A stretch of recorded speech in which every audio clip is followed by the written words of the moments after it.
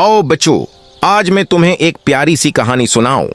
एक सरसब्ज जंगल में एक प्यारी सी लोमड़ी रहती थी। एक दिन लोमड़ी को बहुत जोर की भूख लगी।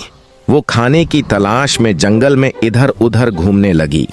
अचानक उसे दरख्त के नीचे रोटी का एक टुकड़ा नजर आया।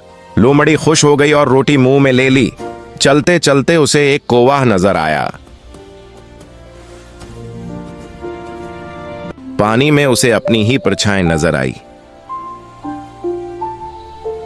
लोमड़ी ने सोचा कि ये कोई दूसरी लोमड़ी है जिसके पास भी रोटी है। लालच में आकर वो उस रोटी को छीनने लगी। जैसे ही लोमड़ी ने छलांग लगाई, वो कोहाम में गिर गई। रोटी पानी में गुम हो गई और लोमड़ी भीग गई।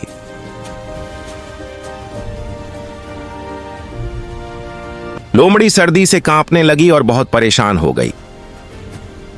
उदास लोमड़ी वापस जंगल की तरफ चल पड़ी। सबक: लालच हमेशा नुकसान पहुंचाता है।